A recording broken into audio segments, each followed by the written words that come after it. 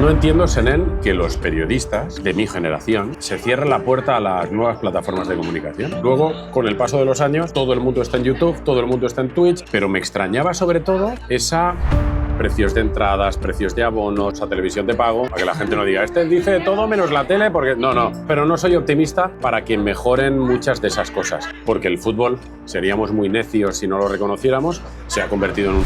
A veces entras en Twitter y dices, el domingo que viene tengo que ir al Bernabéu o a Montjuïc, ¿cómo voy a ir? Después de leer esto, a mí no me gustan, no los veo. De hecho, el Chiringuito no lo veo desde la época de Punto Pelota. Mentira, el Chiringuito lo vi... Todo lo que ganas de ahí va guardado para tu hija. Sí, mi hija tiene autismo severo, es una persona dependiente, va a ser dependiente toda su vida, tiene un 87% de discapacidad y un grado 3 de dependencia, o sea, mi hija vivirá con nosotros toda la vida. Cuando nosotros nos muramos, mi hija tendrá que ir a una institución donde la cuiden, ¿no? Y la idea es ese dinero destinarlo para encontrar el sitio donde mejor pueda estar cuando nosotros no estemos. En el capítulo de hoy viajamos hasta Barcelona para comer un cachopo con la voz del fútbol en España, con Miguel Ángel Román. El periodista nos hablará de la situación que vive la profesión, de sus vivencias en el fútbol, su aventura en el FC y de su vida personal, donde el autismo cobra protagonismo. Dadle al like, suscribíos, activad notificaciones y disfrutad de la charla con Miguel Ángel Román. Miguel Ángel, bienvenido a Comemos. A Comemos, gracias. Espero ponerme las botas, si no, no vengo. Sí, yo creo que comeremos bien. Cachopo el Prat, estamos en Barcelona, sí. Para la gente que no lo sepa, cerca de tu casa. Nada, yo vivo a 5 minutos de aquí. Yo soy de Sant Boi y pillo la moto, en 5 minutos llego aquí. Además, mi hija va a la piscina aquí al lado. Sí, me lo habías comentado, justo aquí cerquita, ¿no? Sí, aquí al lado. Y nunca había pasado. Por esta calle sí, pero no me había fijado en... Vamos a ver qué tal el cachopo, que hoy te traigo a... Bueno, al final es un San Jacobo, quiero decir. No empecemos por ahí, que vamos mal. Vamos a empezar hablando de ti, que para eso estamos. Qué remedio, ¿no? ¿Quién es Miguel Ángel Román? ¿Cómo te definirías? A ver, esto de definirse uno mismo es como muy pretencioso y me da mucha vergüenza. Siempre digo que quien te tiene que definir es quien te conoce y quien te ve desde fuera, porque al final... tú tienes una visión de ti mismo deformada, ¿no? Y siempre intentas un poco autoengañarte, ¿no? Pero bueno, es un tío normal y corriente, un periodista de Sant Boi, narrador, que intenta hacer apasionado de su trabajo y que intento hacer mi trabajo lo mejor posible, y padre de familia y marido de esposa, y un tío normal y corriente. La verdad es que soy un tío muy normal, nada del otro mundo. ¿Y de dónde viene Miguel Ángel Román? Mira, vamos a echar un cuín de sidra y ahora nos ponemos Hala, dale ahí. En tesitura. ¿Has probado la sidra alguna vez? ¿La habéis probado? Sí, hombre, claro. No soy un gran sidrero, la verdad, pero sí que la he probado. ¿De dónde viene Miguel Ángel Román? De aquí de Sant Boi, que es una ciudad del cinturón industrial de Barcelona. Una familia de padre, madre y 4 hijos. Yo soy el tercero de 4 hermanos. Y ya te digo, una familia muy, muy, muy normal, de cualquier ciudad, dormitorio próximo a una gran ciudad. De padres que vinieron de Jaén, que primero hicieron una parada en Mallorca, estuvieron viviendo en Alcúdia durante unos cuantos años, y que a raíz de la crisis del petróleo del 74, pues hicieron las maletas, dejaron Alcúdia y se instalaron en Barcelona, aquí en Sant Boi, y ese es un poco... El origen. Familia trotamundos, ¿eh? ¿No? Bueno, familia en realidad como muchas familias españolas que en su momento tuvieron que buscarse la vida pues fuera del lugar donde nacieron y crecieron, ¿no? Pues mis padres son un ejemplo más de los muchos que hay, ¿no? Ellos son de Jaén y nada, pues tuvieron que hacer las maletas y a buscarse trabajo fuera de Jaén. Primero Mallorca, luego Barcelona, instalados aquí en Barcelona desde hace, pues imagínate, te estoy hablando año... 74, 75, hace ya la de Dios. ¿Te pillo los cubiertos? Sí, pilla. Que los tenía los dos ahí. Me hace gracia, con lo serio en cámaras que eres, que leí un montón de que eras un liante, ¿eh? En tu juventud, o sea, que tuviste ahí... Bueno, al final es que cuando tienes una cámara delante y estás claro. en directo en Twitch, en YouTube, estás narrando un partido de fútbol, estás trabajando.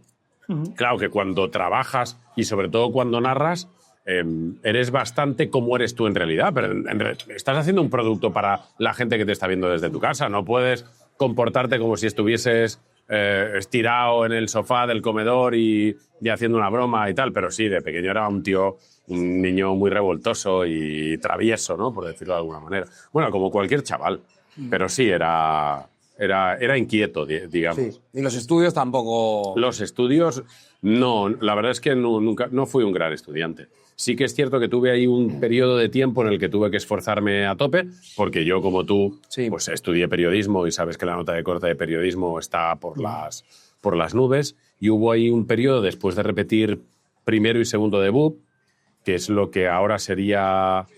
Creo que tercero y cuarto de eso. Sí, tercero y cuarto de eso. Yo en estas cábalas me pierdo. Sí, tercero y las cuarto hacía mi de madre cuando estudiaba.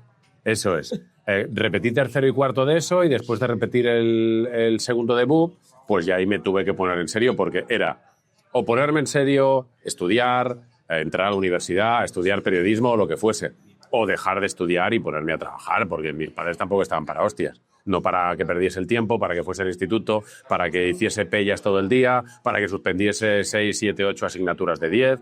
Y entonces ahí tuve 3 años en el que sí que me empleé a fondo, saqué buenas notas, aprobé la selectividad con la nota suficiente, la media, entré a periodismo y ya en periodismo me volví a dejar ir porque además la carrera es lo que es. Comer el cachopo que si no enfría. Está bueno, está fuerte, pero... Pues ya está. Pero está bueno, está bueno. Sí, Eso claro. fuerte, sí. Pero es verdad, ahora que comentas eso, de los estudiantes y de esa desmotivación, es que a veces ese sistema de estudios tampoco es que llame mucho la atención. Quiero decirte, por ejemplo, ¿a mí de qué me ha servido la mayoría de que he estudiado? Hay cosas que sí, pero muchas otras que no. Y quizá también pues, te ves un poco desmotivado. A ver, todo sirve. Todo sirve, Senén. Más o menos para tu trabajo periodístico, ¿no? Pero todo sirve porque el conocimiento nunca estorba. Otra cosa, otro debate es, ¿la carrera está lo suficientemente bien planteada para preparar periodistas que después del último día de carrera puedan empezar a trabajar en un medio de comunicación con las suficientes garantías? Pues la respuesta es no. Pero todo lo que aprendes en la carrera tiene utilidad. Desmotiva mucho. Sobre todo para la gente que teníamos el anhelo de trabajar en los medios, pues llegar a la facultad, no tocar prácticamente un micrófono en 4 años, ni una cámara, redactar una noticia de una semana para otra, no comentar actualidad, no comentar cómo están trabajando los medios, cómo están enfocando los informativos, de información general o de información deportiva. Pues claro, pero en mi caso fue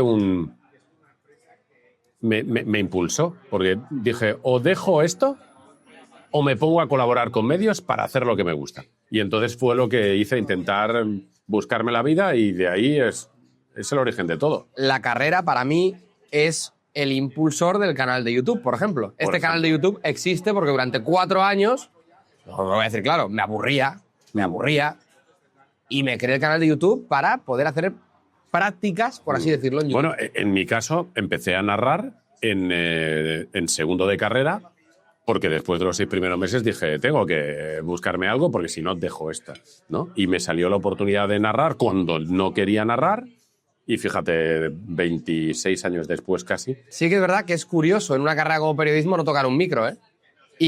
Sí, pero aquí, muy poquito, ¿eh? O sea, pero además, ¿sabes lo que pasa, Senén? Yo siempre digo lo mismo, no hace falta un micro. O sea, yo no reclamaba cuando estudiaba periodismo tener un estudio de radio súper chulo, con un micro última generación, con una mesa de sonido, poder hacer... No, sí.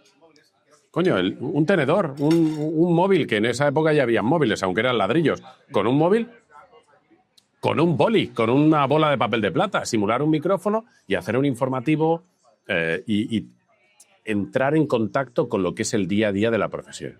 Que eso... Cuando sales de la universidad, pues entras en contacto cuando sales, porque durante la carrera no tienes ni idea de lo que es la dinámica de una redacción, la presión del tiempo, la presión de un directo, etcétera, etcétera. Y yo diría que desde el primer día es algo que las facultades deberían enseñar a sus alumnos, en condiciones diferentes a la de un medio de comunicación, dentro de lo que es un entorno universitario, pero tienen que hacerlo, o deberían hacerlo, vaya. Yo no tengo ni idea, A duras penas soy periodista como para diseñar un plan de estudios universitarios, imagínate. tú querías ser periodista político. Me resulta curioso qué impasse hay ahí que te lleva a ser narrador en vez de periodista político. ¿Qué pasa en todo esto? A ver, en realidad pasar no pasó nada. Lo único que pasó, Senén, es que la vida te lleva por donde le da la gana. Y entonces tú tienes unos planes y la vida te los cambia. Como te decía antes, a los pocos meses de empezar en la universidad, yo dije, tengo que empezar a hacer algo de periodismo, entrar en contacto con los medios, en un periódico local, en una radio, me da igual, lo que fuese. Y la posibilidad que me surgieron dos en realidad. Una fue presentar un magazine de actualidad en Radio Martorell, que es una ciudad muy conocida por todo el mundo porque ahí está la fábrica de SEAT, y narrar partidos de fútbol. Y entonces empecé haciendo las dos cosas. Y fíjate, esa primera colaboración como narrador para un carrusel de la cadena SER en Lleida, en un programa que presentaba un compañero de clase, pues fue el germen de lo que vino después. Pero durante un tiempo compatibilicé lo que era narrar con lo que era presentar un programa de actualidad, porque a mí me seguía gustando. Y de hecho, cuando ya llevaba algunos años narrando y todavía no tenía un contrato profesional como periodista deportivo, seguía haciendo trabajos de informativo durante verano, sustituciones y demás, porque a mí me gusta mucho. Pero bueno, al final vi que lo de la narración pues se me podía dar más o menos bien y empecé a tirar también fichas en ese sentido. ¿No te planteas algo de informativo en el futuro? No me planteo nada. Vale, bien. Pero ¿sabes por qué no me planteo nada? Porque hacer planes es una chorrada. A lo mejor te digo, pues no me lo planteo. Y dentro de 6 meses, yo qué sé, me ficha radio o lo que sea y estoy presentando un programa informativo. Lo mejor es no hacer planes, simplemente ir tratando de surfear con la vida y lo que te da el día a día. ¿Que tiene que llegar algo diferente? Pues bienvenido sea. ¿Que tengo que cerrar mi carrera periodística narrando solo fútbol? Pues encantado de la vida, porque en realidad es mi intención es esa. Bueno, ¿quién te iba a decir que ibas a tener, por ejemplo, un canal de Twitch? Un canal de Twitch, un canal de YouTube, que iba a ser la voz del FC, yo qué sé. Todo lo que me ha pasado en la vida profesional es totalmente inesperado. Totalmente inesperado. Lo que pasa es que es eso. Yo creo que una de las características que debe tener un periodista es la capacidad de adaptación. Dejarte llevar, dejarte ir y tratar de adaptarte a cada momento que te vaya viniendo. ¿Has aprovechado la croqueta? ¿Cuál dijo que era de fabada? Creo que esta primera, pero no me ha dado mucho caso. Croqueta de fabada, ¿eh? Croqueta de fabada. Bueno, no sé si era esta. Creo que esta es la de sobrasada. A ver. Así. ¿Esta de fabada no es? No, esta de fabada. No. Pero está buena, da igual. Está buena.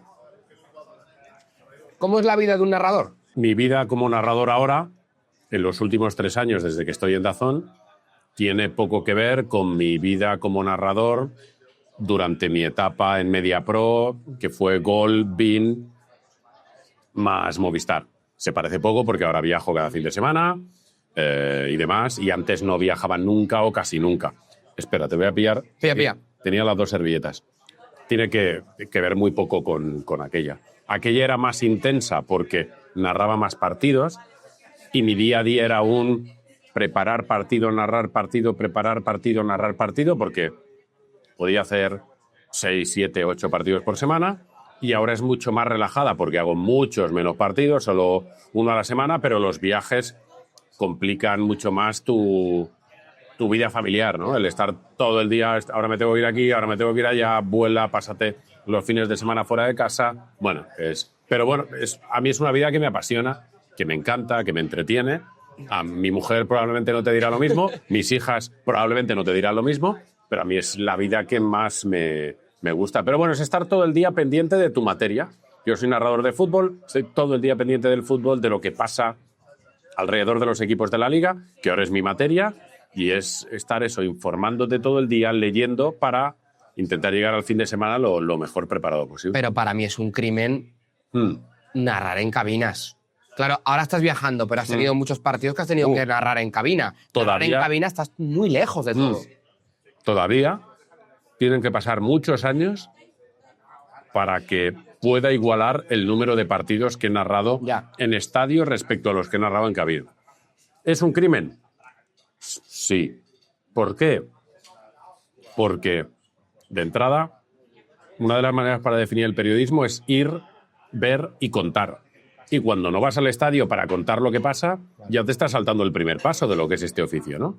Pero luego hay que entender, aunque como periodista me cuesta entenderlo, pues las necesidades económicas económicas de las empresas periodísticas, que no pueden o no quieren o no les es rentable mandar a cada estadio de la liga a todo el equipo de narración. Bueno, ¿por qué? Pues porque no hay retorno, lo que sea. Entonces te tienes que adaptar. Pero es incomparable narrar un partido en un estadio a narrar un partido en un estudio. Claro, es mucho mejor narrarlo desde un estadio. Para el narrador es mucho más fácil. Es verdad que ahora vives un buen momento dentro de la profesión, pero entiendo que habrás tenido malos momentos también en una profesión tan complicada. E incluso cuando estás viviendo buenos momentos, tienes malos momentos. Quiero decir, esto no es... nuestro oficio no es lineal. Hay momentos mejores, momentos peores. Dentro de la misma temporada, sin que tenga que ver con nada ni con nadie, tienes momentos mejores y tienes momentos peores. Hay momentos de la temporada en los que te ves con fuerza para narrar una carrera de tortugas de 7 horas y te ves capaz y crees que lo vas a poder hacer. Y hay momentos de la temporada que dices, tía, este fin de semana voy a narrar, voy a exagerar, ¿vale? Un clásico y no me apetece. No estoy bien, no me sale, no estoy fluido, no sé qué. Y luego están los momentos más macro, por decirlo de alguna manera, porque estás en una empresa o en un proyecto donde estás mejor considerado, peor considerado, te dan partidos más importantes, menos importantes, pero bueno, esto al final es ir asumiéndolo y ya está. ¿Lo peor que has narrado qué es? Lo que más te haya costado, que digas, tu madre mía, este día me quería morir. A ver, en cuanto a deporte, lo peor que he narrado es hockey patines, hace muchos años, que fui a narrar un partido de hockey patines sin tener ni la más repajolera idea de lo que es un partido de hockey patines. Desde aquí pido disculpas a los equipos, que era el Sardañola contra un equipo de Lleida, no recuerdo cuál. Pero bueno, eso es lo peor en cuanto a estar contando algo de lo que no te estás enterando un carajo. Luego, partidos random que he narrado, pues yo qué sé, desde un China-Francia preparatorio para el Mundial de Sudáfrica 2010, que lo narré sin alineaciones y que cuando atacaba Francia narrábamos las jugadas y cuando atacaba China hablábamos porque no sabíamos quién jugaba, no teníamos alineaciones, no conocíamos a los jugadores, hasta partidos, yo qué sé, Liga Escocesa, partido entre equipos que están luchando por descender, ¿no? Yo qué sé, St. Mirren, St. Johnstone, domingo a las 12 del mediodía, cosas así que, pues yo qué sé, partidos de... Lo que pasa es que como esa era la etapa inicial, cualquier partido te parecía claro, la final de la Champions, ¿no? Pero yo he narrado partidos de segunda regional, en campos de tierra, en estadios donde no había cabinas, que estabas narrando a la altura del campo de tierra, al lado de los aficionados. Bueno, pues eso seguro que eran partidos muy duros, pero como era al principio, pues cualquier cosa te parecía bien. De todas formas, suelo decir que el mejor partido es el partido que narras. Quiero decir, de entrada, cuando te asignan un encuentro, te puede parecer una castaña, te puede parecer que aquello es lo peor del fin de semana, pero cuando te lo dan, ese es tu partido y es tu momento para... Bueno, tendrás mucha gente que quizá, esto a veces lo pienso, digo yo, a veces no te reconozcan, ¿no?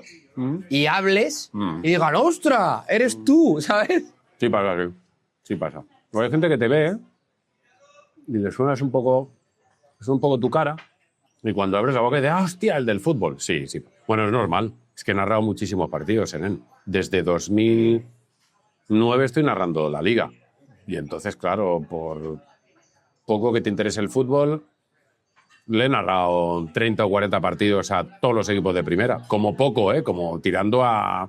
Y entonces, por pelotas... ¿Y cómo llega una persona ahí? Quiero decirte, ¿en qué momento te dicen, oye, mira, que es que vas a narrar un partido del Atlético de Bilbao? Yo te puedo explicar mi caso, es un proceso. Hay muy poca gente que narre un partido y que al año siguiente esté narrando Primera División. Claro. Tienes que ser un fenómeno y en el mundo de la narración hay pocos Maradonas, por decirlo de alguna manera.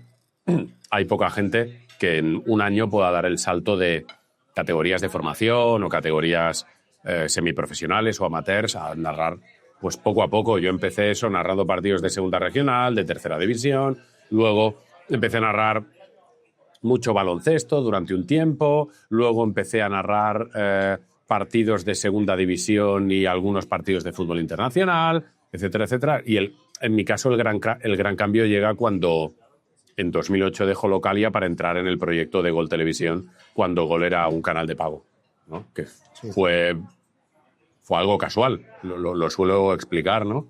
Yo quería dejar Localia, que era donde trabajaba, porque ya notaba que estaba estancado, que no podía progresar profesionalmente mucho más.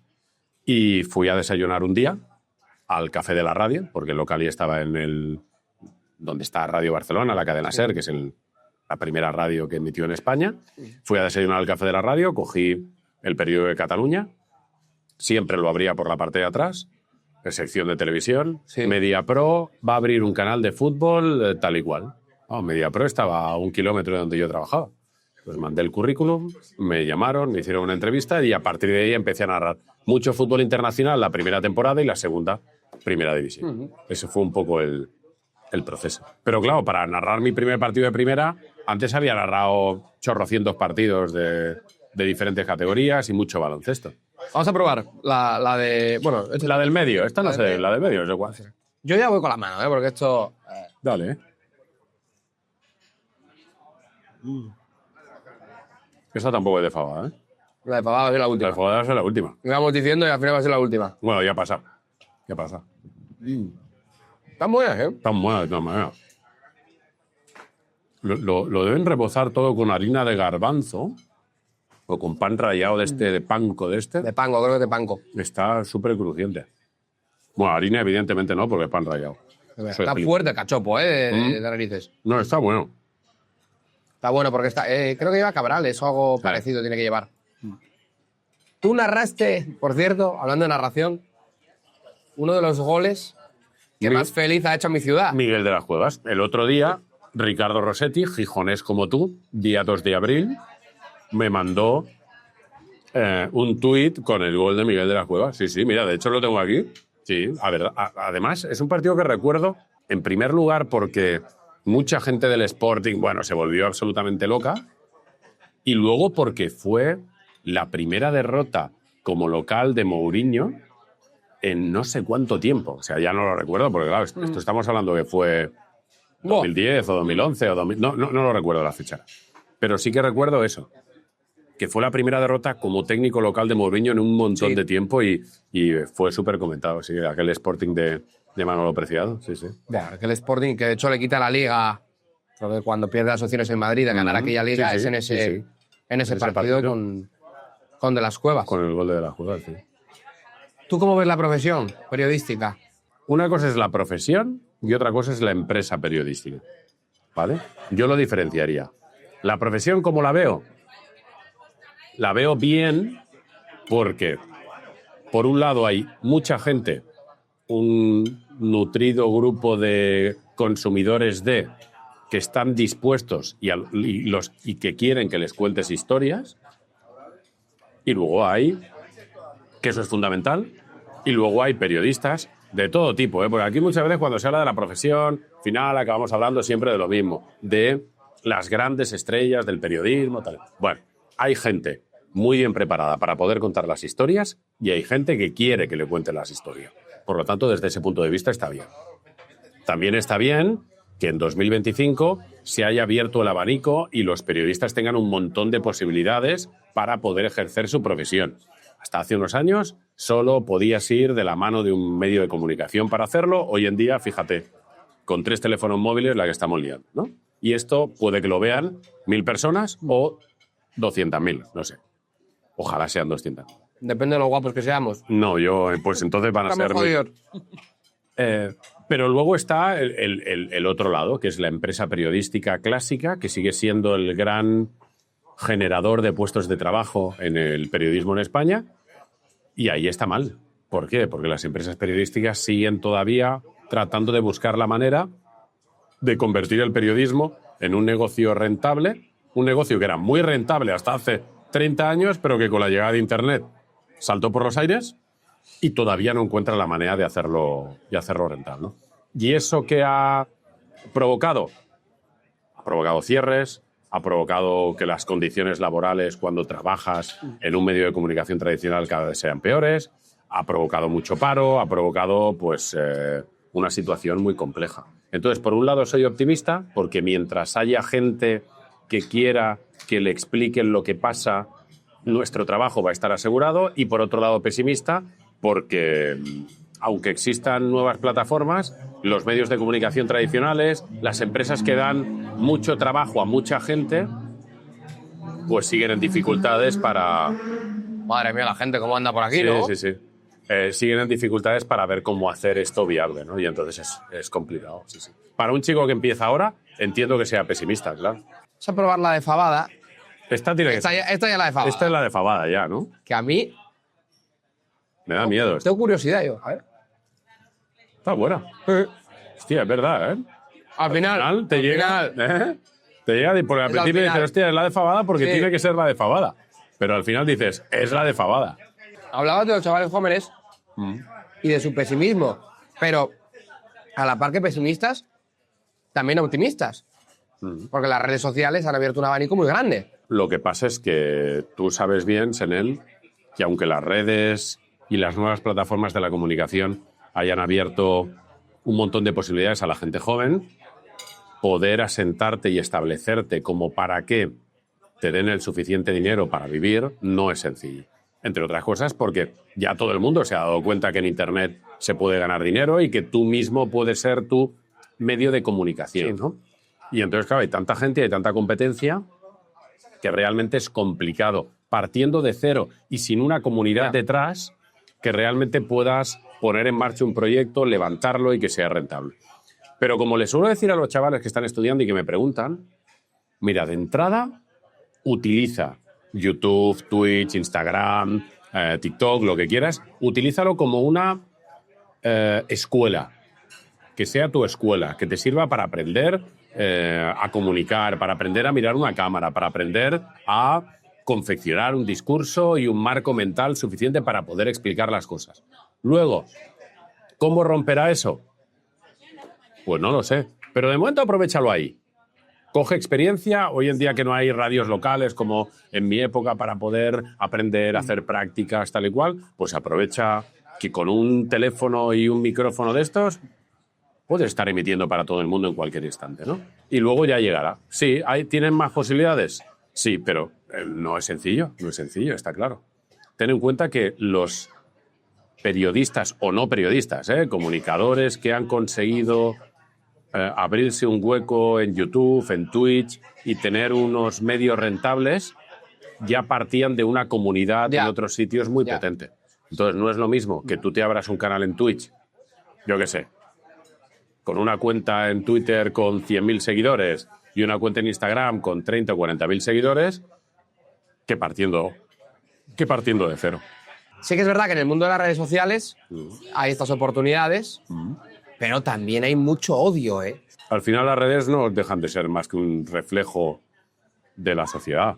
Y en la sociedad hay odio, y en la sociedad hay gente que se exalta, y en la sociedad hay gente que le da importancia a cosas que no tienen, y en la sociedad hay gente que cree que el mundo está en contra de él. Bueno, pues eso también se ve ahí. A mí no me sorprende, pues porque como paseo por la calle, veo cómo se comporta la gente, como vas a un estadio de fútbol, miras a la grada y ves la gente, pues no me sorprende. Además, en las redes, con el anonimato que te ofrecen, pues hay gente que se envalentona un poco más, ¿no? Pero bueno, me sorprende relativamente, me apena. ¿Por qué? Porque mi manera de entender el fútbol y el deporte nunca ha sido esa. Yo entiendo que tú seas aficionado a un equipo, que quieras que tu equipo gane, pero luego hay fronteras que yo creo que no se deben traspasar, ni con el fútbol ni con nada. Hay gente que ha dado ese paso de más y tal. Bueno, pues cada cual que haga lo que quiera, pero lo que no me gusta es, uno, que después de un partido todo sea la polémica, porque también hay polémicas y polémicas. Hay jugadas que pueden determinar el desarrollo, pero a veces no. Pero bueno, que todo el debate alrededor de un partido sea solo los árbitros, y luego lo que no comprendo nunca, determine o no la decisión de un árbitro, el desarrollo de un partido, es el insulto, es si no dices lo que yo quiero escuchar, eres un tal, eres un cual. Pero pasa también en partidos que no hay polémica. Por ejemplo, la temporada pasada, el Madrid gana Liga, Champions y demás.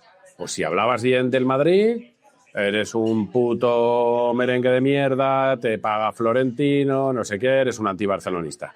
Este año, que es todo lo contrario, que al Barça le van bien las cosas. Si dices que el Barça juega bien, eres un culé de mierda, eres un antimadre. Bueno, pues hay gente que se toma el fútbol así. Me apena, me apena. Creo que tiene un cierto peligro, creo que lo tiene, porque soy de los que cree que estamos a un paso de que esa tensión que se vive en las redes salte a la calle y que alguno un día, antes de entrar a un estadio, te calce una hostia porque has dicho que, yo qué sé, que no era penalti. Pero es así y hay que convivir con ello y ya está. ¿Has tenido alguna ocasión así? No. No. Yo, al contrario, que esto también suelo comentarlo. La gente... Tú a veces entras en Twitter y dices, bueno, es que el domingo que viene tengo que ir al Bernabéu o a Montjuic o al Metropolitano. ¿Cómo voy a ir si después de leer esto me voy a tapar con una capucha?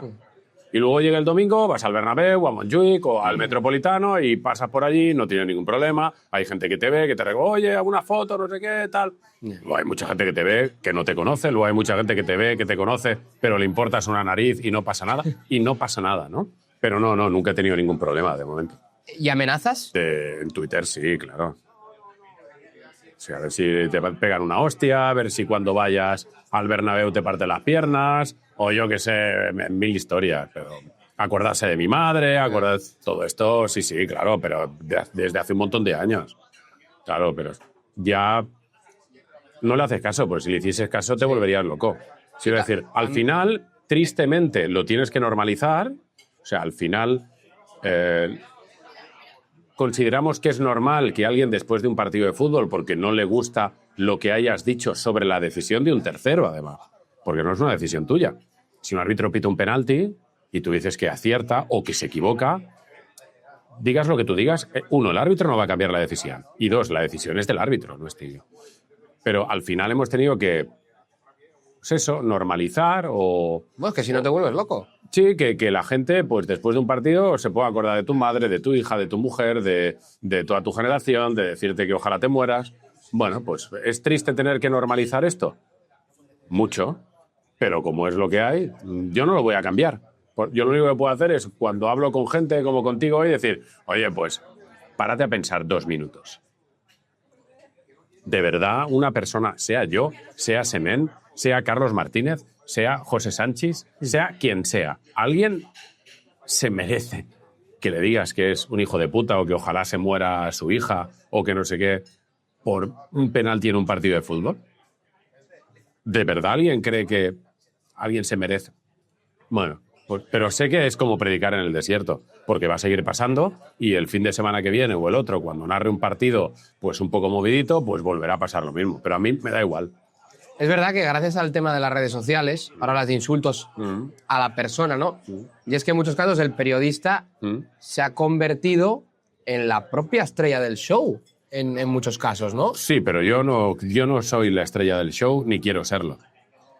No me preocupa, ni me ocupa, ni quiero serlo. Yo soy un tío que va a los campos y que intenta contar el partido lo mejor que sabe, lo mejor que puede. Unos días estaré mejor, unos días estaré peor, otros días estaré brillante, otros días estaré terriblemente mal. Tengo la voluntad de hacerlo lo mejor que sé y lo mejor que puedo, sin quitar que me puedo equivocar. Sí. Como todo el mundo se equivoca en su trabajo. Yo también me equivoco en mi trabajo con, el problema, entre comillas, o el agravante, que si cometes un error en un partido que están viendo 1,5 millones de personas, pues fíjate lo que se puede convertir en ese error, ¿no?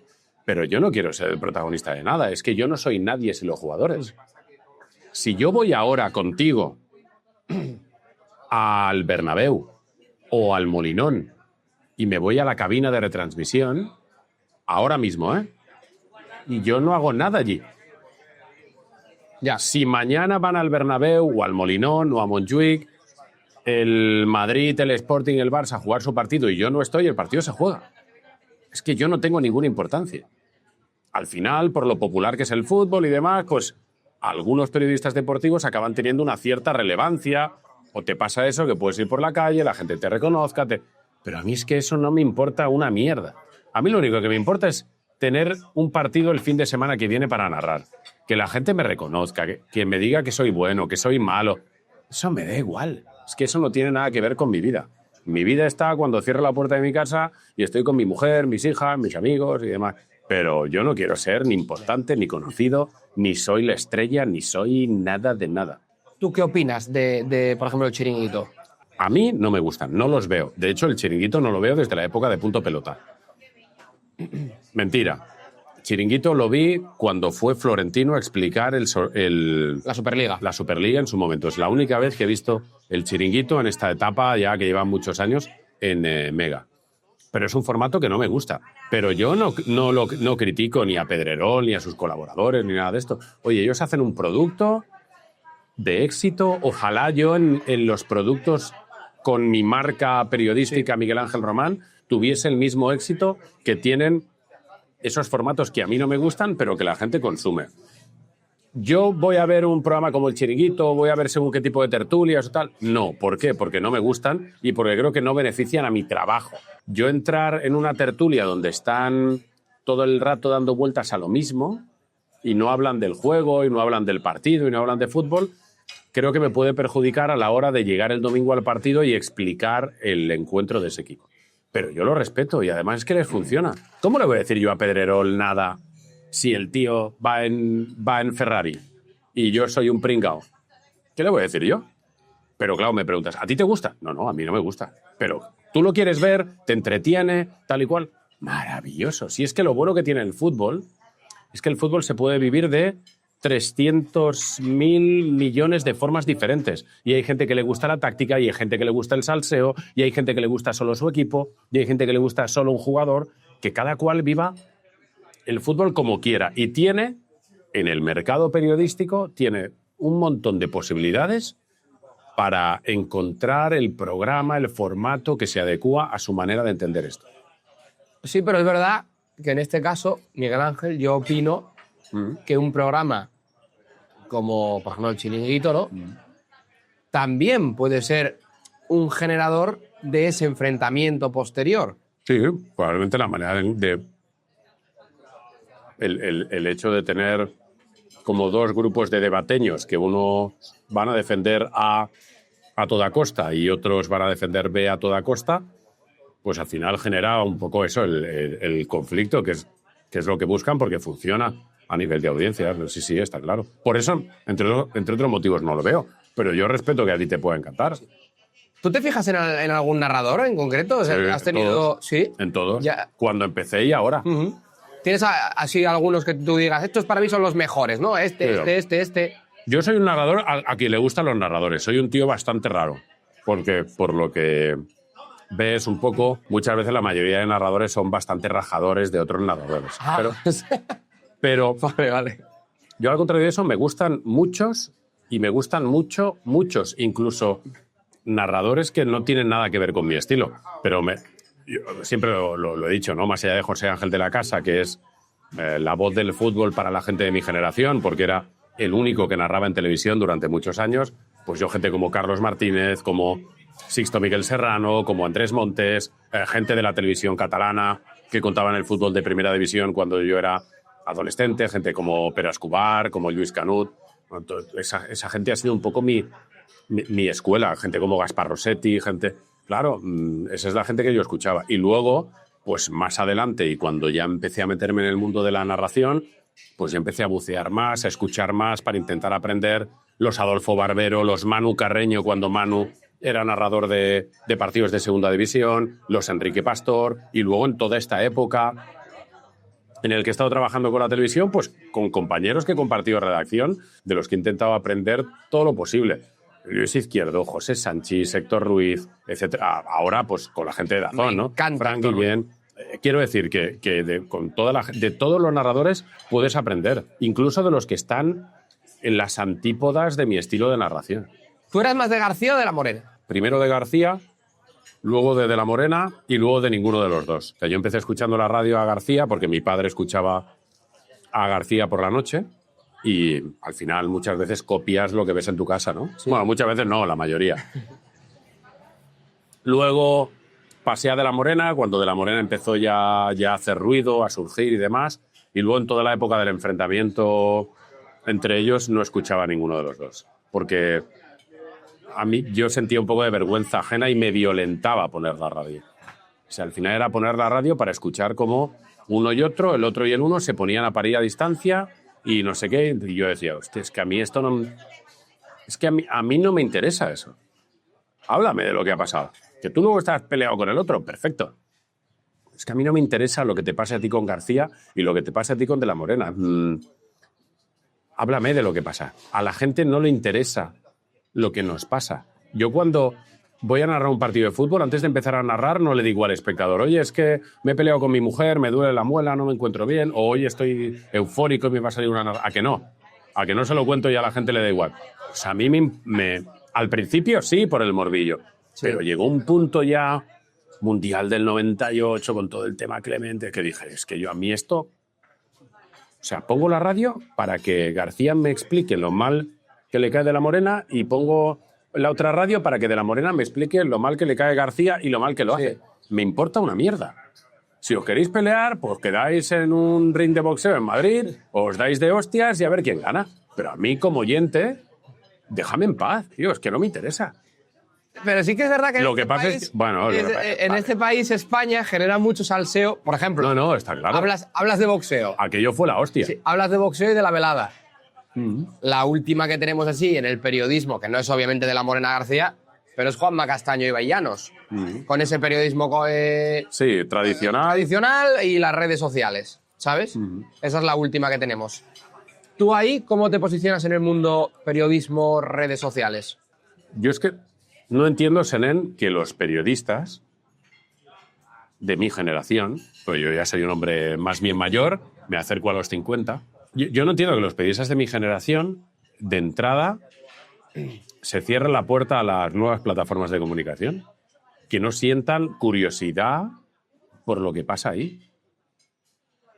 Luego tú puedes bichear, ver lo que se hace ahí, te puede gustar más, te puede gustar menos, pero decir que no de entrada a Twitch, ¿por qué? A ver, ¿qué es Twitch? ¿O qué es la radio? La radio no es nada. La radio será lo que la gente que haga radio quiera que sea. Pero la radio en sí no es buena, ni mala. La televisión en sí no es buena ni mala. Dependerá de lo que se haga en televisión y de lo que se haga en radio. Pues en YouTube, Twitch y demás es exactamente lo mismo. En TikTok yo puedo salir bailando. O puedo hacer vídeos breves de información, de opinión, de interpretación. Pues no, yo no entendía que de entrada la gente se pusiera de culo con Twitch y con YouTube. Luego, con el paso de los años, todo el mundo está en YouTube, todo el mundo está en Twitch y el partidazo de COPE se emite en todas las plataformas y demás. Pero me extrañaba sobre todo esa animadversión de entrada hacia lo nuevo. Oye, como periodista, ¿no tienes interés por ver qué está pasando ahí? Como periodista, ¿no tienes tu interés por ver por qué tu hijo no ve la tele y se pasa el día bien? Bueno, se pasa el día, es una forma de hablar, ¿eh? Sí. Y consume deporte en YouTube y consume deporte en Twitch. ¿No tienes interés por ver qué pasa ahí? ¿Cómo lo hacen? ¿Cómo conectan con la gente joven? Que es una generación que no te va a ir a buscar probablemente, por ejemplo, a la tele. No sientes curiosidad. A mí me sorprendía eso. Luego, pues hay canales de Twitch que me gustan, o de YouTube, y hay canales de Twitch pues, que me gustan menos, me interesan menos, y otros que no me interesan nada. Pero de entrada me sorprendió mucho aquella discusión. Creo que era una discusión más basada en el desconocimiento de Juanma sobre lo que era aquello que cualquier otra cosa. Era el no por el puteo también de que al canal de Ibai iban futbolistas, tal y cual. Que al final, creo que lo comentábamos tú y yo alguna vez en aquella época en Twitch, ¿no? Al canal de Ibai iban futbolistas como iban a Buenafuente. Y como iban al Hormiguero y como van a Broncano, pues lo han hecho siempre. Tú te has transformado mucho también, porque claro, tú empiezas en un periodismo totalmente convencional y claro, hoy, por ejemplo, el periodismo no tiene nada que ver, yo creo, la profesión en la que tú empezaste a la que estás, ¿no? Sí. Ha cambiado... Bueno, ha cambiado sobre todo los alrededores. Claro. Lo que es el oficio en sí sigue siendo prácticamente lo mismo. Lo que pasa es que toda la tecnología que rodea a lo que se hace es diferente y nos ha facilitado mucho más muchas cosas. Que con 3 teléfonos puedas grabar en calidad 4K y emitirlo en YouTube para que se pueda ver en todo el mundo, eso me lo cuentan a mí hace 10 años y te digo que tararí que te di, que le tomes el pelo a otro que yo ya soy calvo, ¿no? Quiero decir, ha cambiado mucho, sí, ha cambiado mucho. Y también, pero esto pasaba también con los medios tradicionales. No es lo mismo trabajar y el mensaje en prensa escrita que en radio que en televisión. Claro. Y con las nuevas plataformas lo mismo. No es lo mismo generar contenido en YouTube, en Twitch, que en TikTok o que en un blog o lo que sea, o para un podcast. Habrá mucha gente que se pregunte también de ti, Miguel Ángel, cómo es el tema de narrar FC, lo que era el FIFA. Sí, el FIFA. Que hoy es FC, que precisamente te vas ahora Sí, a ello. ¿Cómo es el día a día de un narrador de un videojuego de fútbol? A ver, O sea, el día a día no, quiero decirte, cuando vas a grabar. no hay día. Que el día a día te levantas, tomas el café y vives tu vida, pero cuando te toca ir a grabar. Cuando me toca ir a grabar, pues son sesiones de 4 horas de duración. Ser la voz del FC no tiene nada que ver con ser narrador de fútbol. Nada. El trabajo como voz del videojuego es un trabajo que se acerca más a lo actoral que a lo periodístico, porque tú pones la voz al videojuego sin vídeo, sin imagen. Lo único que tienes es una hoja de Excel con las frases que tienes que decir. El director de arte de Electronic Arts te dice, mira, esta línea va a aparecer en este contexto del partido del videojuego. Y entonces tú en base a eso lo interpretas. ¿Vale? Y de cada situación de partido, pues narras 5, 10, 6 líneas diferentes para que vayan saltando diferentes líneas y no sea siempre la misma. Complicado, ¿no? Sí, es complicado. Sobre todo es muy cansado de voz y es muy cansado de coco. Porque a lo mejor estás, yo qué sé, hora y media haciendo aperturas de partido. ¿Qué tal? Saludos, bienvenidos. A eso hacerlo una vez, vale. Hacerlo 2, vale. Pero cuando llevas el ¿qué tal? Saludos, bienvenidos, número 300, que estás diciendo prácticamente lo mismo de forma diferente con 2 equipos, pues imagínate, a mí que me queda una neurona solo, pues ya me empieza ahí a hacer perlita y me vuelvo loco. También un poquito de presión, ¿no? Porque vienes... Sí. Presión en el sentido de vamos a ver cómo lo hago, que vengo de la época de Lama y de Paco, que han estado... 25 años. 25 años ahí. Presión por varios temas. Primero, por ser el relevo de Paco y Lama, que son una marca periodística tremenda en España, a los que todo el mundo conoce, a los que todo el mundo reconoce. Venir detrás de ellos es muy jodido. En la comparativa siempre vas a salir perdiendo, o casi siempre vas a salir perdiendo. Eso punto número 1. Pero la presión más heavy es la que tú te pones por intentar hacer bien un trabajo de tanta responsabilidad. Claro, el FC entra en 2-3 millones de casas cada año. O sea, es el juego... Creo que es el juego estrella de Electronic Arts, que es una empresa de videojuegos con un montón de juegos y de marcas y demás. Tienes que intentar estar a la altura y eso es lo que te genera presión. Lo de Paco y Lama también, pero sobre todo el hacer bien un trabajo así, que si no queda bien es que quedas en evidencia de una manera tremenda. Y así gente, yo que sé, amigos, padres, madres, que te digan, ostras, mira que ya te escuchaba en la tele y ahora mi hijo con el videojuego. Sí. Bueno, de hecho, ahora hay un grupo de gente nueva que me reconoce cuando me veo, cuando hablo, que son los chavales que juegan al FC. A los chavales muchas veces de 7, 8, 9, 10, 11, 12 años, que, hostia, yo te escucho en casa mientras juego al FC. En el FC Miguel Ángel y en TikTok, ¿eh? No. Porque la cantidad de audios con el tocó en Hugo Duro, tocó... Buah, y la última que es la de Correa. Bueno, yo esto flipé. Porque, eso fue Athletic Club Atlético de Madrid. Creo que fue septiembre, octubre, una cosa así. Yo grabo el partido, me voy a mi casa a Tampiche, vuelo al día siguiente de Bilbao a casa y cuando llego a casa me manda un WhatsApp mi editor de TikTok, ¿vale? Y me dice, y me pasa un TikTok, que era un audio, y yo le dije, Juan, se llama Juan, mi editor de TikTok. ¿Cuál de ellos era el audio? El Correa. Y le digo, y me dice, comenta este post que no sé qué, que es una locura, tal y cual. Y yo entro, puse un comentario, no sé qué, y luego le digo, Juan, ¿pero esto de qué va? Y me contó de qué iba esto. Y yo flipaba. Digo, ¿pero la gente está chalá o qué? Y yo conocí TikTok por los virales de Hugo Duro, Sí. por los virales de... Nada, no te preocupes. Digo que conocí TikTok por los virales de Hugo Duro, por los virales de Yago Aspas, por los virales de Vaca. Ahí va Yago a la carrera. Sí, porque yo no sabía que era TikTok. Yo conocía lo que era Musical.ly, que es un poco el germen de TikTok por mi hija. Pero yo TikTok no tenía ni idea de lo que era. Y entonces hubo una época en la que me empezaron a entrar un montón de seguidores en Instagram, pero yo no entendía qué pasaba ahí, porque en esa época a lo mejor, yo qué sé, me entraba 1 o 2 follows al día en Instagram y de golpe y porrazo, yo qué sé, un día 50, otro día 100 y pico. Y un día pregunté, oye, ¿esto qué es? ¿Qué está pasando? ¿Qué he hecho? Y entonces me contaron, no, es que tus narraciones se han hecho súper virales en TikTok. Y entonces me descargué la aplicación para ver qué era eso. Sí, sí.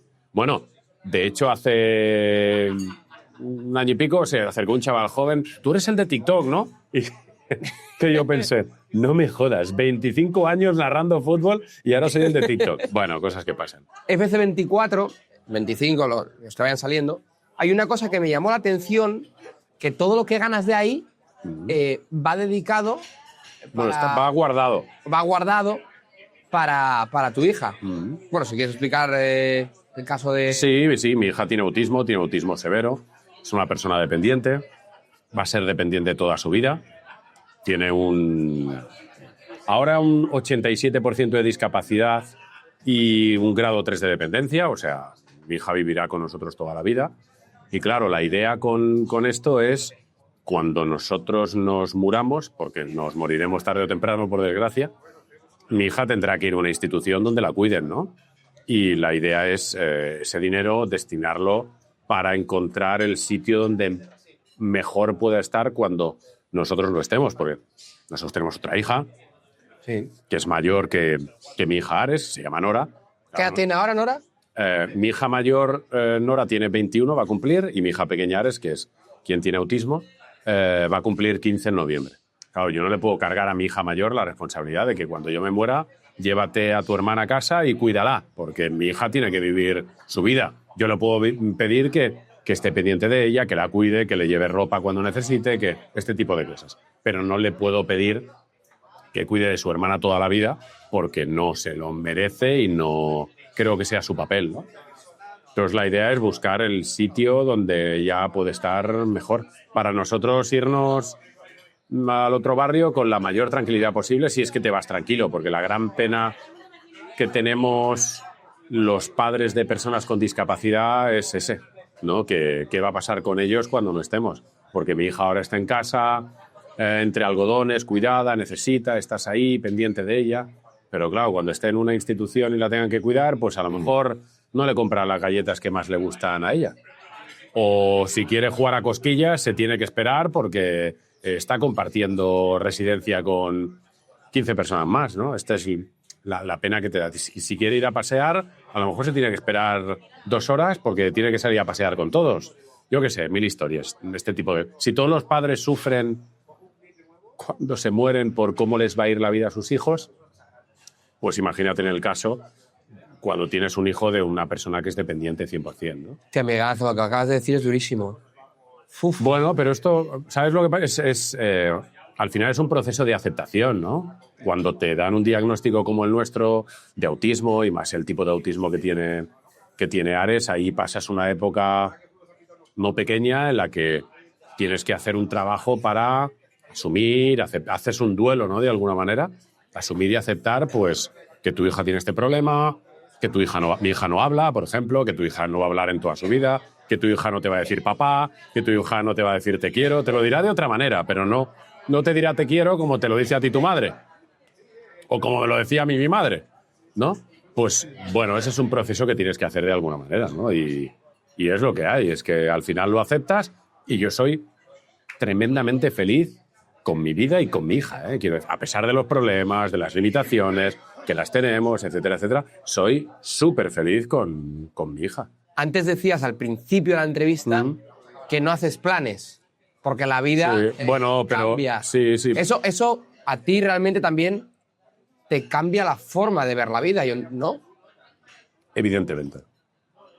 Pero sí, es que desde que tenemos el diagnóstico y demás, pues el triunfo es levantarte por la mañana, que todo esté bien, que Ares esté bien, que no haya ningún tipo de problema conductual, que ese es el gran éxito. Luego, a partir de ahí, a fluir. Y al día siguiente, bueno, pues ya veremos, a ver cómo se levanta, a ver cómo tal, a ver cómo cual. Hacer planes más allá no tiene mucho sentido. Quiero decir, no los hago. En realidad, aunque no viviese esta situación familiar, tampoco merecería la pena hacer demasiados planes, porque la vida te cambia los planes cuando le da la gana, ¿no? Pero después de esto, pues lo típico y lo tópico de que todo el mundo dice, valorar las pequeñas cosas y demás, en mi caso es cierto. Es cierto, yo soy feliz con muy poco. ¿Y cómo se lo explicáis a su hermana?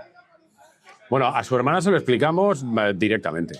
No, lo que pasa es que cuando nosotros tuvimos el diagnóstico de Ares, Nora era muy pequeña. Claro. Y entonces no entendía, ¿no? En el caso de Nora, la discapacidad de su hermana se fue revelando con el paso del tiempo. Cuando ella fue creciendo, fue viendo que su hermana se parecía muy poco a los hermanos de sus compañeros de clase, a los niños con los que... Entonces ahí ella fue cuando descubrió pues, que a su hermana le pasaba algo que no era normal. Pero nosotros decírselo, se lo dijimos enseguida. Porque además los niños no son tontos. Te dan un diagnóstico así, pasas una mala época, estás triste, estás irritable, lloras, tal y cual, y tu hija, aunque tenga 7 o 8 años, se da cuenta. Pues mejor contárselo y a partir de ahí empezar un proceso de aceptación diferente, más largo en el tiempo, pero parecido al nuestro. ¿Y el autismo en España cómo está? Por parte de como cualquier discapacidad. Ayudas, estos como temas. Cualquier discapacidad, se ven mal. Pues hay poca ayuda en nada, pero en realidad debería haber más ayudas, está claro, ¿eh? Sobre todo para que los padres pudiesen hacer terapias con los niños, para intentar de alguna manera paliar los efectos del autismo, que las personas con autismo fuesen lo más autónomas posible, sobre todo las personas con autismo severo, para que puedan tener más habilidades sociales, para 1000 historias, ¿no? Pero en realidad el problema de España con el autismo como con la discapacidad no es tanto las ayudas, que también, que es un problema grande, como la poca aceptación social hacia. España es un país que de cara a la galería y desde un punto de vista normativo y de leyes es un país muy inclusivo, pero la sociedad no es inclusiva. Es decir, las normas que aprueban los gobiernos, tanto estatales como autonómicos, son normas inclusivas, pero la sociedad no es inclusiva. La sociedad da la espalda a las personas con discapacidad. Las familias con niños con discapacidad a cargo, al final molestas. Tú quedas con los amigos y estás con Ares y tal y cual. Al final molestas a tus amigos, molestas a tu familia, porque es una situación a veces tensa. Ese es el gran debe de nuestro país. Y es realmente incluir de verdad a las personas con discapacidad. Y te voy a poner un detalle estúpido si quieres, pero que dice mucho. En España la gente no respeta las plazas para personas con discapacidad de aparcamiento. No, es que es un momentito. Es un momentito para ti, pero si llego yo, o si llega una persona en silla de ruedas, ese momentito, que van a ser 5 minutos, que realmente es un momentito, le estás jodiendo la vida a esa persona. Yo con mi hija no puedo caminar demasiado por la calle, porque se pone nerviosa. Bueno, si podemos aparcar lo más cerca posible del sitio en el que vamos, si hay una plaza de discapacidad y tú estás para tu momentito y yo no puedo aparcar y en vez de a 5 minutos del sitio al que tengo que ir, tengo que caminar un cuarto de hora, es que a lo mejor en ese cuarto de hora, que son 10 minutos más por tu momentito, mi hija tiene una crisis, se cabrea, se tira al suelo y entonces ¿dónde vamos? Ya me lo has jodido. Date cuenta qué chorrada. Y eso pasa, si nos damos un paseo por aquí, por el Prat, verás como de las plazas con discapacidad que hay, encontraremos un 20% ocupadas por eso, por un momentito que bajo a comprar el pan, por un momentito porque soy el repartidor y tengo que subir un paquete al quinto de aquí.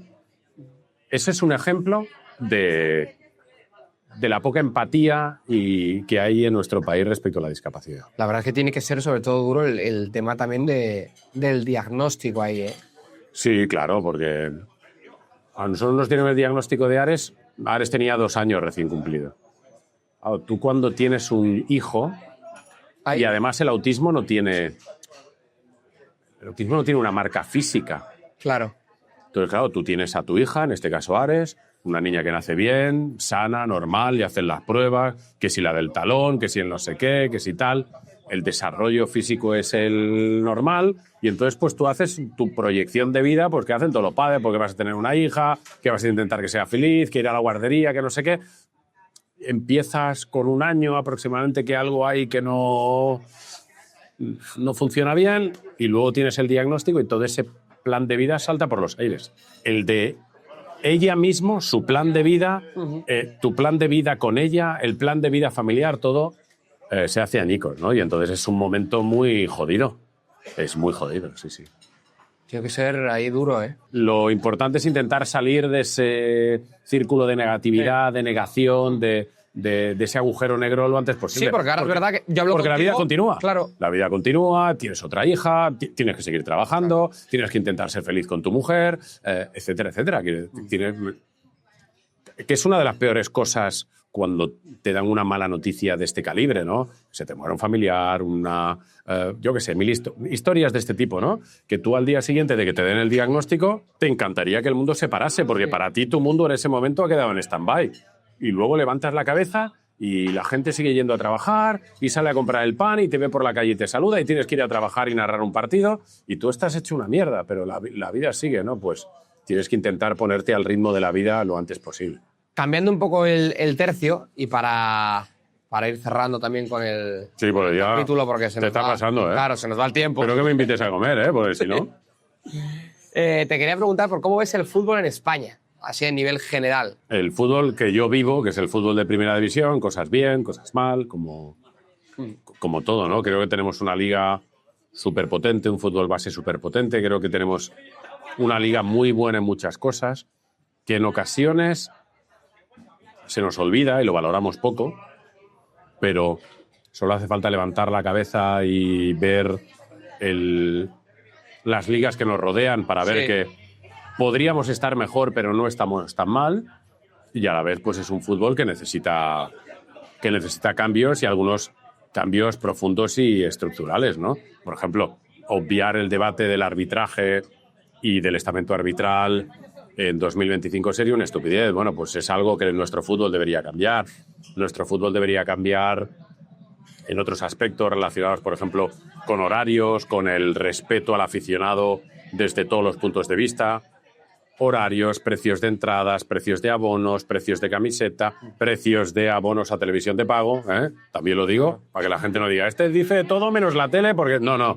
También, quiero decir, también desde ese punto de vista el fútbol necesita pues darle un poco una vuelta. Bueno, pero no soy optimista para que mejoren muchas de esas cosas, porque el fútbol, seríamos muy necios si no lo reconociéramos, se ha convertido en un negocio, por encima incluso por encima del deporte no, porque el deporte al final es la base de todo, ¿no? Pero la parte negocio cada vez tiene más peso y entonces pues hay cosas que tienen difícil solución. Bueno, el precio del fútbol es uno de los debates que están más abiertos. Sí, el precio del fútbol, te lo decía antes, precio del fútbol en todos los sentidos. Precio del fútbol en televisión, por supuesto, pero no solo ese. ¿Qué te cuesta ir a ver un partido de primera división? Si alguien quiere ir a ver un partido... Ya no te voy a decir Madrid-Barça Atlético de Madrid. Si tú quieres ir a ver un partido del Getafe Leganés Alavés, por decir algo, tu mujer, tus 2 hijos y el padre de familia, tienes que pedir un crédito. Porque te vas a dejar solo en entradas, yo que sé, a lo mejor te dejas 300 y pico pavos, más el viaje, más la comida, es una auténtica barbaridad. ¿Qué te cuesta una camiseta de fútbol? No le quieras poner un nombre. No le quieras poner el dorsal, eso te ve. No quieras hacerte socio abonado de un club. Primero a ver si hay espacio y luego lo que te cuesta. El fútbol tiene ahí un problema y debería abordarlo. ¿Lo va a abordar? Lo dudo. Lo dudo, sinceramente. No, es que ¿para qué te voy a decir otra cosa? ¿Y cómo ves la situación? Mira, voy a hablar de un equipo de primera para empezar. Esta es la última, que es el para apuñalarme, ¿no? No, tranquilo. Sí, es buena, además. Que es un equipo que siempre se levanta. No sé por qué me ha dado, porque te voy a preguntar por él. Por el Valencia. El Valencia es el... Bueno, pero es un equipo... El eterno renacer. A ver si renace, ¿no? Porque la duda ahora mismo es si si va a ser capaz de renacer, ¿no? Si va a ser capaz de quitarse la losa que está suponiendo para el club la era Peter Lim, sobre todo los últimos años de Peter Lim, desde que el Valencia ganó la Copa del Rey en Sevilla hasta ahora. Vamos a ver si es capaz de quitarse esa losa, porque Lim pasó de ser un propietario que apostaba por el club, invertía en el equipo de fútbol para intentar que hiciese cosas grandes, a olvidarse completamente del club, y ahora parece que lo tiene olvidado a propósito para hacerle todo el daño posible al Valencia, ¿no? Lo que pasa es que el Valencia tiene una masa social detrás enorme que va a continuar luchando por el club, y ojalá pronto consigan el objetivo de que o bien Lim vuelva a interesarse por el club, o bien que lo venda a alguien que realmente esté interesado por él, ¿no? Porque dejarlo ahí, dejado de la mano de Dios, como, pues no lo entiendo. No lo entiendo. Sé que es un negocio y tal y cual, pero no lo entiendo. No lo entiendo. Está muy bien ese Atlético de Bilbao, ¿eh? Esto quedará antiguo dentro de unos meses, pero me entusiasma la posibilidad de una final de Europa League en Bilbao con el Athletic Club. Y además creo que lo puede conseguir porque tiene un grupo de jugadores excelente, un entrenador fantástico. Siempre me ha gustado Ernesto Valverde, siempre. Juegan muy bien al fútbol y tienen esa motivación extra por llegar a la final en casa y por quitarse la espina clavada de la final en Bucarest contra el Atlético de Madrid. Ojalá, ¿por qué no? Ojalá puedan al menos llegar a la final. Imagínate lo que puede ser Bilbao. ¡Fua! Los días previos a la final de una Europa League con el Athletic Club en la final. O sea, es que toda Vizcaya, toda la provincia metida en Bilbao ahí. Bueno, sería... Bueno, yo voy para allá también, que me pilla cerca. Sí. Entonces yo, como hay comedia, bueno, claro, pues me acerco hasta ahí. Sí, sí. Y ahora sí la última. Los equipos históricos en problemas. Te alejo un poco de tu sector y me voy a la segunda división. Real Sporting, Real Zaragoza, meto si quieres en el saco también Deportivo, Málaga. Bueno, el Depor está arriba ahora, ¿eh? El Depor está ahora... Sí, pero bueno. Pero los que están de verdad apurados ahora. Sporting, Zaragoza, Málaga... ¿Qué pasa ahí desde fuera? Al final todo es consecuencia de la gestión, ¿no? Y cuando llevas encadenando una mala gestión una temporada y otra y otra y otra más y una más, pues eso tiene un reflejo en el terreno de juego. Porque es que, por desgracia es así. Por desgracia es así. Cuando haces las cosas mal de forma repetida, pues al principio puedes trampear un poco, pero... Y que la segunda división es muy dura. Si te das cuenta, los equipos que acaban triunfando en segunda división, la mayoría es porque hacen un trabajo impecable desde la dirección deportiva, con aciertos, gente... Y estos equipos pues llevan de traca en traca en las últimas temporadas. Mira el Real Zaragoza, es que lleva 20 años ya en segunda división y cada vez peor, y con cambio de propiedad y con no sé qué. Pero... Y luego la presión que tienen, ¿eh? Que esto es un tema que también pondría encima de la mesa. Para los futbolistas del Sporting, los futbolistas del Real Zaragoza, el Málaga también, pero en menor medida. Hostia, empiezas una temporada en segunda con la obligación de subir y una derrota ya es el puto drama. Y así es también muy complicado. Y puedes tener la obligación de subir siendo el Leganés, que tengas una masa social, o el Getafe, que tengas... Claro, es que si el Eibar no sube no pasa nada. O el Eibar... Con cariño para el Eibar, que les tengo un cariño... Mira, te voy a decir un equipo de aquí cerca que ha jugado la Champions, el Girona. El Girona no tiene la presión que tiene el Real Zaragoza ni la que tiene el Real Sporting de Gijón. Está claro. Que saltas al Molinón y como pierdas 2 partidos seguidos... Sí, es la hostia. El campo y la Romareda... Pero es eso, el fútbol... Es el peso de jugar en el Sporting. En el fútbol tan súper profesionalizado como ahora, el acierto y la buena gestión es fundamental. Y cuando estás metiendo la pata continuamente... o ni siquiera metiendo la pata, no acertando durante muchos años, pues... Miguel Ángel. Placer. ¿Me vas a dejar comer ahora o no? Ahora te dejo comer. Le dejo comer y se zampa el cachopo solo prácticamente. Esto es el aperitivo, ¿no? Sí. Yo pensaba que ahora viene... Ahora nos viene el plato fuerte. Ahora viene el cachopo. Ahora viene la fabada. Ahora viene un cachopo y una fabada así. Placer, tío. Gracias, Miguel Ángel. Gracias a ti.